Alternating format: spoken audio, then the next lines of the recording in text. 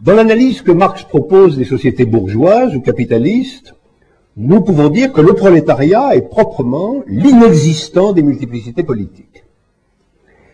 Il est ce qui n'existe pas. Cela ne veut pas du tout dire qu'il n'a pas d'être.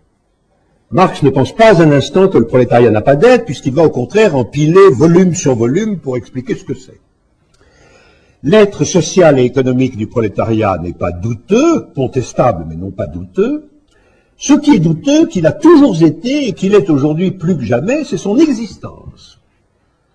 Politique est ici le nom de cette existence. Donc le prolétariat, c'est ce qui est entièrement soustrait à la sphère de la présentation existentielle politique.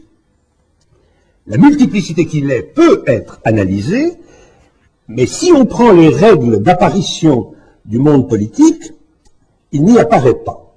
Il est là, mais avec le degré d'apparition minimal, à savoir le degré d'apparition 0. C'est évidemment ce que chante l'Internationale. Nous ne sommes rien, soyons tout. Et que veut dire nous ne sommes rien? Ceux qui proclament nous ne sommes rien ne sont pas en train d'affirmer leur néant. Ils affirment simplement qu'ils ne sont rien d'existentiel dans le monde tel qu'il est, c'est-à-dire quand il s'agit d'apparaître politiquement. Du point de vue de leur apparaître politique, ils ne sont rien, et le devenir tout suppose le changement du monde, c'est-à-dire le changement du transcendantal lui-même. Il faut que le transcendantal change pour que l'assignation à l'existence, donc l'inexistant, le point de non-apparaître d'une multiplicité dans un monde, change à son tour. Je finis abruptement ces préliminaires. C'est une loi générale de l'apparaître ou de l'être là dans un monde qu'il y a toujours un tel point d'inexistence. Alors je peux maintenant cerner ce qui constitue pour moi l'enjeu de la pensée de Derrida, son enjeu stratégique, son enjeu au sens où Bergson, comme vous le savez, dit toujours que les philosophes n'ont qu'une seule idée. Pour moi, l'enjeu du travail de Derrida, du travail infini de Derrida, de son écriture immense, ramifiée en nombre d'ouvrages variés, d'approches infiniment disparates, c'est d'inscrire l'inexistant. Et de reconnaître dans le travail d'inscription de l'inexistant que cette inscription est à proprement parler impossible. L'enjeu de l'écriture de Derrida, écriture désignant ici l'acte propre de sa pensée, c'est d'inscrire l'impossibilité de l'inscription de l'inexistant comme forme de son inscription.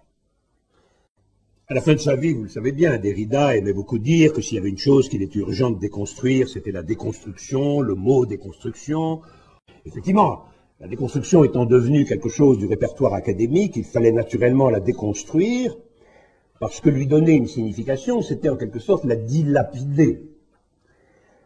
Je pense néanmoins que chez Derrida lui-même, le mot déconstruction n'était nullement académisé. Ce mot indiquait un désir spéculatif, un désir de la pensée, un désir fondamental de sa pensée. Telle était sa déconstruction. C'est pour ça qu'elle advenait. Elle advenait comme désir. Et le désir, comme tout désir, partait d'une rencontre, d'un constat. Avec tous les structuralistes des années 60, avec Foucault, par exemple, dont tout le séparait par ailleurs, Derrida admettait que l'expérience du monde est toujours une expérience d'imposition discursive. Être dans un monde, c'est être marqué par des écritures et des discours, marqué y compris dans sa chair, sur son corps, son sexe, etc. La thèse de Derrida, le constat de Derrida, la source du désir de Derrida, c'est que quelle que soit la forme d'imposition discursive, il doit exister un point qui échappe à cette imposition, qu'on peut appeler, je crois, un point de fuite. Je crois que l'expression doit ici être prise au plus près de sa lettre.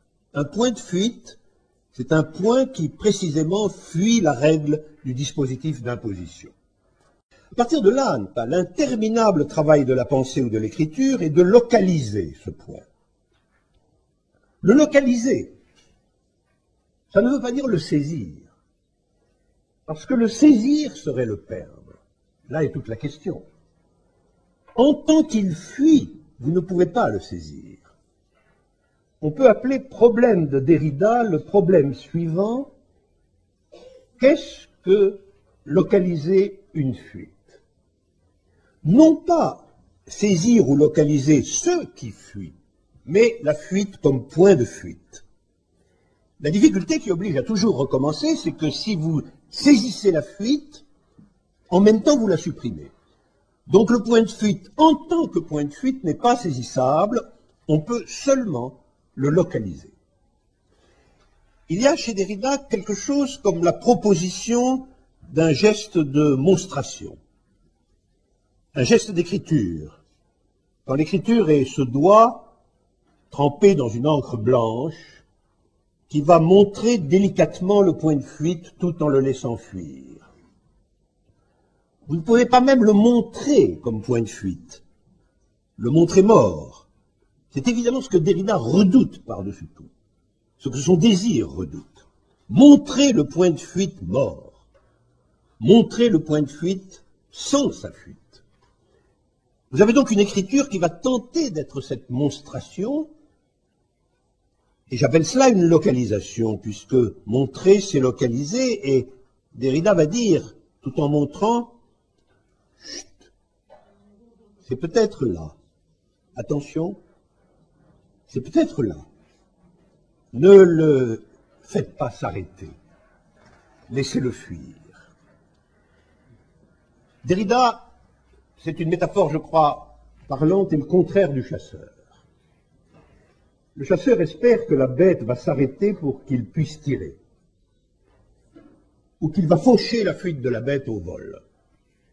Derrida, lui, espère que la fuite ne va pas cesser de fuir. On va montrer la chose, le point de fuite, dans l'évidence, sans aucun arrêt de sa fuite. Et donc, dans son incessant disparaître. C'est à fait évident chez lui que tout paraître se soutienne du disparaître, dont on ne peut que localiser dans la forêt du sens la fuite enfuie. Voilà l'enjeu scriptural du désir de Derrida. À vrai dire, même localiser le point de fuite, pour ne rien dire de sa saisie, qui serait sa mort, est en réalité impossible. Parce que le point de fuite est ce qui, dans le lieu, est hors lieu, qui, dans le lieu même, a déjà fui hors du lieu. Il est le hors-lieu dans le lieu. Alors, comme il n'existe que dans son acte depuis le hors-lieu dans le lieu, on ne peut pas non plus arriver exactement à le localiser. Vous pouvez dire c'est peut-être là, mais vous ne pouvez jamais dire c'est exactement là. Vous désirez montrer la fuite. Et pour cela, il faut s'enfoncer très loin dans la forêt qui localise cette fuite. Au cours de cette marche, vous apprenez que tout au plus, cette marche qui est n'importe quel texte de Derrida, quand vous le lisez, vous marchez et vous apprenez que tout au plus, vous pourrez non pas même montrer la fuite, mais montrer d'assez loin la localisation de cette fuite. Un fourré, une clairière. C'est déjà très risqué. Finalement, ce qui est peut-être possible, c'est de restreindre l'espace de fuite, de parcourir un peu plus loyalement la forêt, ou un peu moins obscurément. Si vous ne voulez pas toucher à la fuite, la localisation consiste simplement à faire en sorte que l'imposition discursive, la contrainte langagière, ne soit pas telle que l'espace de fuite recouvre tout. Parce que dans ce cas, vous ne localisez rien d'inexistant. Vous avez simplement l'espace du général. Et localiser l'inexistant, c'est toujours se débarrasser de la généralité. Il faut quand même restreindre l'espace de marche pour être plus près de l'endroit où ça fuit. C'est-à-dire qu'il faut être dans le lieu le plus près possible de ce qui s'accepte du lieu, de ce qui se tient hors lieu. La déconstruction, en réalité, si on l'examine quand elle arrive, ça consiste à restreindre les opérations discursives de telle sorte que l'espace de fuite soit localisable. C'est une cartographie. C'est essentiellement une cartographie. Et vous dites, comme dans les cartes de l'enfance d'une course au trésor, vous dites, le trésor est là, ou la source est là, ce qui s'en va est là. Mais doucement, tout doucement, sinon le trésor est volé. La source ne coule plus. j'ai un plan, mais vague, assez vague pour éviter en tout cas de marcher sur le trésor. Un pas sur le trésor, il ne vaut plus rien, et même le hasard est risqué. Et donc, l'impératif, c'est doucement. Vous prenez par exemple les grandes oppositions métaphysiques. Il va falloir les diagonaliser, parce que restreindre l'espace discursif, c'est ne pas laisser subsister ces massivités linéaires, ces forêts construites, ces jardins à la française. Hein. Il n'y a pas de localisation possible du hors-lieu dans le lieu avec de grandes oppositions binaires.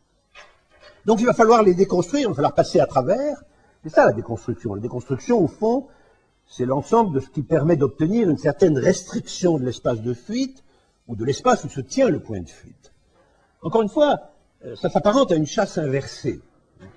Une chasse où ce qu'il faut appréhender, localiser, c'est l'animal sain, disparaissant. Ce qu'il faut, c'est saisir le bondissement hors lieu de l'animal. C'est pour ça qu'il faut s'en approcher au maximum.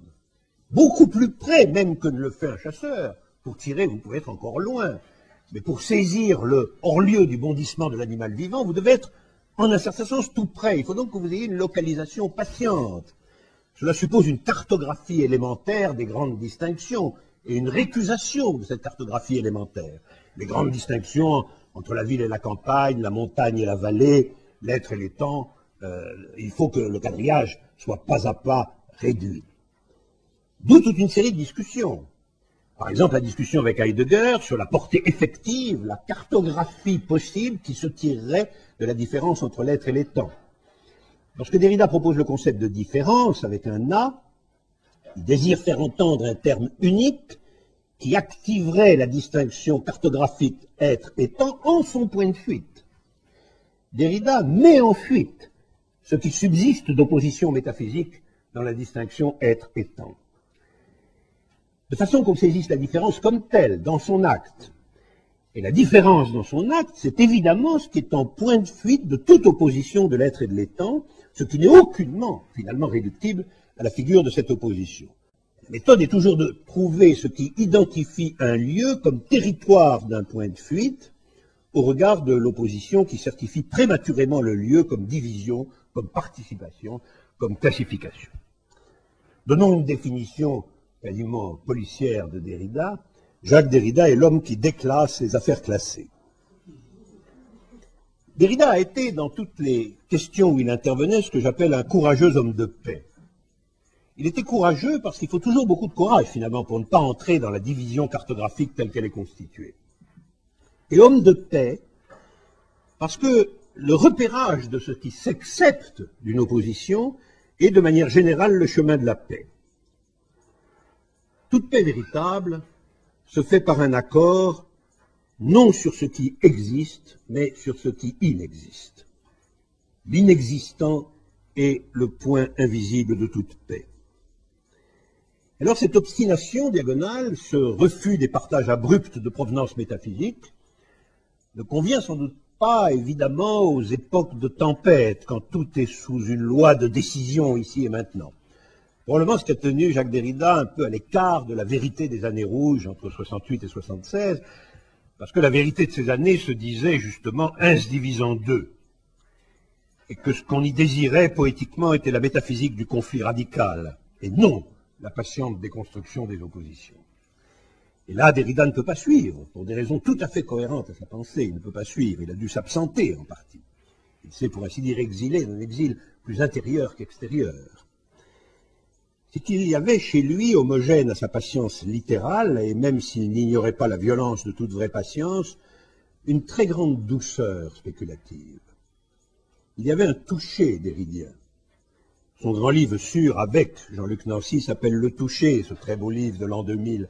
C'est son traité de l'âme, c'est son traité des sensations, son livre le plus délicatement et le plus subtilement aristotélicien. Et Derrida désire y donner une nouvelle description du rapport entre le sensible et la pensée. Et là encore, il faut trouver ce qui est en point de fuite de l'opposition entre le sensible et la pensée. Dans le toucher, il y a quelque chose comme ça. Quelque chose de si délicatement sensible que ça devient indiscernable de la pensée. C'est aussi pour cela, je crois, que Derrida aimait de plus en plus la forme du dialogue. Dialogue avec Hélène Cixous, avec Elisabeth Roudinesco, Habermas, tant d'autres. Dialogue en particulier avec ce qu'on pourrait appeler la position féminine. Parce que dans le dialogue avec une position hétéronome, vous allez toucher peut-être ce qui fuit la loi, ce qui bondit souplement hors du nomos. Vous allez en être caressé au passage. Ce passage du toucher correspondait très profondément au désir philosophique de Derrida, le passage en caresse du toucher. Alors quand on désire quelque chose, c'est pour en faire quoi? Ce désir-là, ce désir de l'inexistant, le désir propre de Derrida, le désir de l'inexistant, c'est nécessairement, comme dans tout désir, qu'il faut à la fin le coucher quelque part, cet inexistant. Le coucher sur la feuille blanche, par exemple. Bien qu'on sache qu'il est déjà relevé, il est déjà ailleurs, il est déjà parti. Tel était le désir de Derrida, localiser, toucher, étreindre, encore moins qu'un instant, l'inexistant d'un lieu, la fuite du point de fuite. Inscrire son exscription. Cela dérogeait aux coutumes philosophiques pour lesquelles le fondement de l'inexistence est le néant. Or, vous ne pouvez absolument pas dire de l'inexistant qu'il est le néant. C'est là, à vrai dire, toute la difficulté. C'est là que réside l'erreur métaphysique véritable. La seule erreur métaphysique qui soit irrémédiable. L'erreur métaphysique par excellence, c'est d'avoir identifié l'inexistant au néant. Parce que l'inexistant est, justement. Il est absolument. C'est bien pourquoi les prolétaires qui inexistent peuvent arguer de leur être pour dire « nous ne sommes rien, soyons tout ». C'est même, je crois, la définition de la Révolution, une définition derridienne en somme. Un inexistant argue de son être multiple pour déclarer qu'il va exister absolument. Bien sûr, pour ça, il faut changer le monde, le transcendantal du monde. L'inexistant est rien. Mais être rien, on le sait depuis Platon, n'est pas du tout ne rien être. Être rien, c'est inexister de façon propre à un monde ou à un lieu déterminé. Ainsi, c'est clair, les glissements alternés qui me paraissent absolument caractéristiques de la prose de Derrida. Si j'avais à la définir, je dirais la prose de Derrida, c'est la prose des glissements alternés. C'est le glissement toujours entre, d'abord, si vous dites que l'inexistant est, vous manquez naturellement et absolument ceci qu'il n'existe pas. Et puis si vous vous contentez de dire qu'il n'existe pas, vous manquez absolument ceci qu'il est. La déconstruction est menée à son terme, ou peut croire qu'elle est menée à son terme, quand l'espace logique dans lequel vous opérez n'est plus du tout celui de l'opposition, de l'affirmation et de la négation. On pourrait dire de nouveau que toucher, c'est ça. Le toucher est un opérateur logique, en définitive. Quand vous touchez quelque chose, vous êtes cette chose et vous ne l'êtes pas. Et c'est tout le drame de la caresse amoureuse. Et se rapporter à un texte ou à une situation politique comme la caresse amoureuse se rapporte logiquement à un corps, tel est l'idéal de la déconstruction. Idéal du toucher. Dans le toucher, ce qui touche n'est séparé de ce qui est touché que par une inexistence, un point de fuite inassignable. Car ce qui différencie les deux actants du toucher, l'actif et le passif, n'est que l'acte de toucher, lequel justement est aussi ce qui les conjoint. Alors il y a ce glissement que j'appelle le glissement essentiel, qui est le glissement entre être et exister du point de l'inexistant. Le glissement entre être et exister du point de l'inexistant. C'est ça le glissement majeur, le glissement qui a pour signe et pour accroche l'inexistant. Derrida a installé dans le langage ce glissement, ce sera ma dernière remarque. Il a tenté de dire que tout mot véritable est un glissement. Un mot, ce n'est pas une référence, ce n'est pas insignifiant ni insignifié, c'est un glissement. Un glissement entre être et existence sous l'injonction de l'inexistant. Un mot sonne juste quand il glisse selon l'inexistant. Je crois que ce que Derrida disait en écrivant à ses propres mots, c'était « glisser mortel, n'insistez pas ». C'est pourquoi on l'a beaucoup critiqué. Moi-même, il m'irritait parfois, bien sûr, par ses extraordinaires virtuosités verbales, ses dérivations, la glisse infinie de sa prose. Quelquefois, on avait l'impression de manquer de suffisant patin. Mais on peut on doit rendre justice à tout cela, car la monstration du glissement porte le désir de l'inexistant. Le point de fuite, il faut que vous le montriez en faisant fuir la langue. Vous devez avoir une langue de fuite. Vous ne pouvez organiser dans le langage une monstration de l'inexistant, une localisation cartographique de son point de fuite, que si vous vous servez d'une langue qui supporte elle-même d'inexister, une langue de fuite. Et dans ce cas, comme le disait Genet, ce complice involontaire et fondamental de Jacques Derrida, ma victoire est verbale. Mon hommage ultime sera verbal aussi, l'inexistence. Comme il a dit, la différence. Et au fond, très près de ce qu'il a voulu dire lorsqu'il a inventé, il y a bien longtemps, le mot différence. Le mot différence, avec un A, c'est au fond l'opération par laquelle Jacques Derrida a tenté de coucher l'inexistence, de la coucher sur la page, de la coucher comme on couche par écrit. Il a essayé de coucher l'inexistant dans la différence comme acte d'écriture, comme glissement. Et à son école, je tenterai moi aussi de coucher l'inexistence en lui infligeant le glissement du E vers le A. Par quoi ce signifie, dans sa manière mondaine d'inexister, que son être n'en est pas moins irréductible. Nous ne sommes rien, soyons. C'est l'impératif de l'inexistence, avec un A. On ne sort pas de là. Merci vraiment et profondément à Jacques Derrida d'avoir été un gardien vigilant de cet impératif.